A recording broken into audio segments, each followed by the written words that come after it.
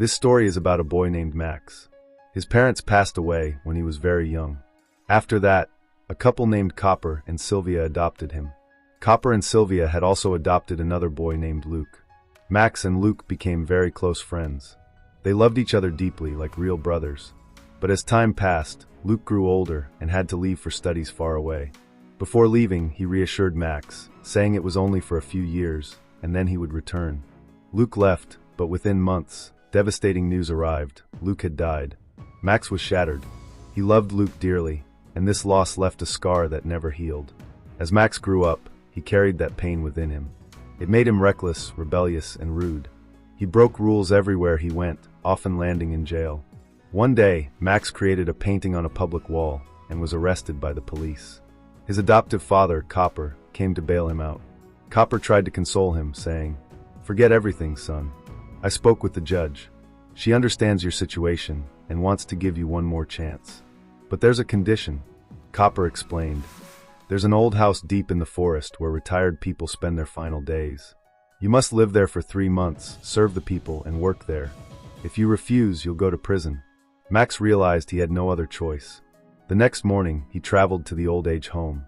When he arrived, everything seemed normal, like any retirement home. It was a luxurious place with many patients. The heads of the home, Les and Sadia, knew exactly why Max had been sent there. They told him, "These are the judge's orders. Work here, and we will send a report of your behavior. If you want your report to remain positive, do as we say. Clean the floors, help everyone, but remember this, you must never go to the 4th floor. The patients there cannot be handled by you. No matter what happens, stay away from the 4th floor." Max agreed. Slowly, he adjusted to the routine. There were many residents, some painted, some sang, others simply spent their days quietly. Staff members worked around the home, and Max eventually befriended a kind woman named Norma. Norma told Max, "You remind me of my son. When I see you, I feel like I see him again. He passed away years ago, and I came here so I wouldn't spend my final days alone." Max and Norma formed a bond like mother and son. Max also grew close to a man named Louis, who taught acting and dance to others in the home. Days passed, but something strange kept disturbing Max. Sometimes during the day, and sometimes at night, he would hear screams from the 4th floor. It sounded like someone crying out for help. Though he resisted, curiosity grew. One day, Max decided he must go upstairs.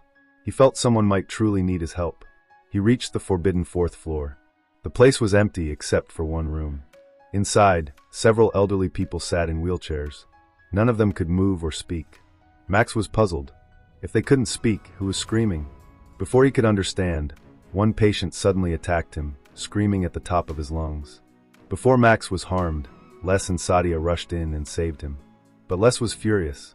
Max had broken the rules. They took him to Dr. Sabina, who sternly warned him, "Stay away from the 4th floor. Those patients are extremely sensitive. They can attack at any time. The screams you hear are theirs. Don't give it too much thought, just focus on your work." Max felt guilty. He believed maybe it was his imagination, so he apologized. Everyone, even Norma, told him the same thing, stay away from the 4th floor. Norma pleaded with him, "You're here for only 3 months. Do your duty quietly, then leave. Please don't go upstairs again." Max promised to behave. The next morning, he went to Norma to apologize again. He brought her a painting he had made, saying he also considered her like his mother. Norma was moved to tears. But then, her tone changed. She warned him, "Leave this place as soon as you can. Something is wrong here. Your life is in danger." Max was stunned. Yesterday everything seemed fine. Why was she suddenly warning him? Before she could explain more, she realized someone was watching them. She quickly made an excuse and left. That night, Max couldn't sleep, wondering what Norma had wanted to say. The next morning, he searched for her, but she was nowhere to be found. When he asked Sadia, she calmly replied, "Norma's health deteriorated during the night. She has been shifted to the 4th floor." This shocked Max. Just yesterday Norma was perfectly fine. How could her health collapse overnight? While working in the garden later that day, Max witnessed something horrifying. Norma leapt from the building and died. The entire old age home was in shock, mourning her death. But Max couldn't stop thinking about her words. Something is wrong here. Your life is in danger.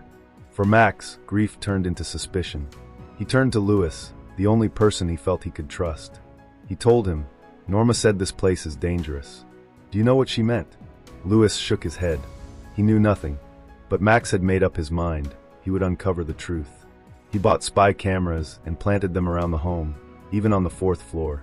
As he monitored the footage, he saw unsettling things. Les and Sadia often took patients into an operating theater, but returned alone. People went upstairs but never came back down. Max couldn't understand. Then one night, a letter appeared in his room with a strange light. The letter read, "Use this light. It will reveal a cross-shaped mark. Stay away from anyone with that mark." Confused but curious, Max turned on the light. To his horror, he saw that most of the staff and residents bore a faint cross mark on the back of their necks. What did it mean? Why were these marks there? Max kept waiting for answers. Then an email arrived. "Tonight, I will come to meet you. Be careful." That night, a young woman sneaked into his room. She whispered urgently, "Do you know what's really happening here? This place is conducting experiments. And do you know who funds them? The government. They secretly pay these people to perform horrifying experiments on unwanted individuals. Experiments that turn humans into monsters. We need to stop them. We need proof. My father was also brought here, and I don't want him to become one of those creatures. Please help me." Max agreed. But before they could plan, the same patient who had attacked Max earlier suddenly stormed into his room. The man lunged at him again. Max blacked out. When he regained consciousness, Sadia was beside him. She calmly said, "That patient broke into your room, but don't worry. Dr. Sabina will examine you soon." Max realized then, Sabina wasn't coming to heal him. He had to escape. He ran away and headed back home. When he arrived, he discovered something shocking. Copper and Sylvia had adopted 2 more girls, Tessa and Jackie. They were surprised to see Max back so soon. Max didn't reveal the truth. He simply said he didn't feel like staying there anymore. Copper told him, "Don't worry, son. I'll speak with the judge." While Copper and Sylvia left to meet the judge, Max sat in confusion. That's when Tessa and Jackie approached him. They asked, "Do you know the truth? Did you also go to that room? Do you also know Mom and Dad's secret?" Max froze. "What secret?" he asked. The sisters led him into a locked room he had never seen before. Inside, he found an old album. What he saw inside shocked him. It was the first big twist of the story. The album was dated 1990. In it, Copper and Sylvia were standing with all the members of the old age home, alongside a boy in the center. But the shocking part was this: Copper and Sylvia looked exactly the same as they do today. Their age hadn't changed. Max flipped through more albums. In one from 1992, again the same faces appeared unchanged, only with a new child in the middle. Album after album revealed the same secret. And then in one of the albums, Max saw something that broke him, his brother Luke. Why hadn't Copper and Sylvia aged at all? What was happening here?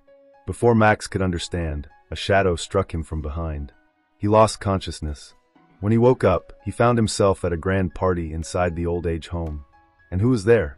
Everyone: Louis, Dr. Sabina, Les, Sadia, even Copper and Sylvia, all laughing, celebrating. But why? Louis looked at him with a smirk and said, "So, how did you like my acting? How did you like our story? Did you really think something else was happening here?" "No, my dear Max, the government isn't running experiments here. It's all us. And I am the leader." Max stood frozen in disbelief. Louis, the man he trusted most, was now standing before him, laughing, claiming himself to be the leader of everything.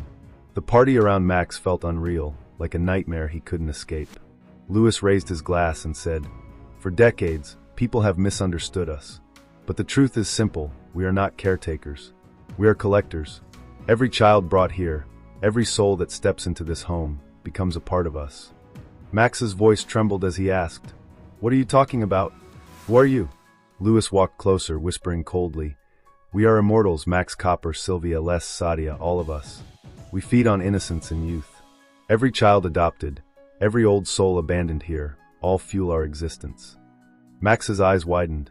Suddenly, the pieces fell into place.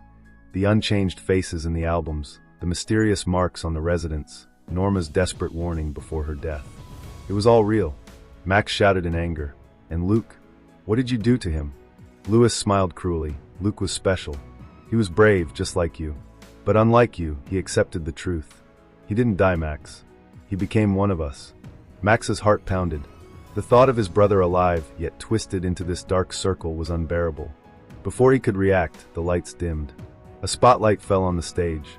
And then, from behind the curtains, Luke appeared. Luke's face looked the same as the last day Max had seen him. Not a day older. His eyes glowed faintly, his expression torn between love and emptiness. Max whispered, "Luke, is it really you?" Luke replied softly, "Yes, brother. I never left. They gave me a choice, die forgotten or live forever with them. I chose survival. And now, you must choose too." Tears filled Max's eyes. The brother he mourned for years was alive, but no longer the same. Louis clapped his hands, and the room erupted with applause. "Tonight," he declared, "Max will finally decide. Will he join us, or will he perish?" Max was dragged to the center of the hall.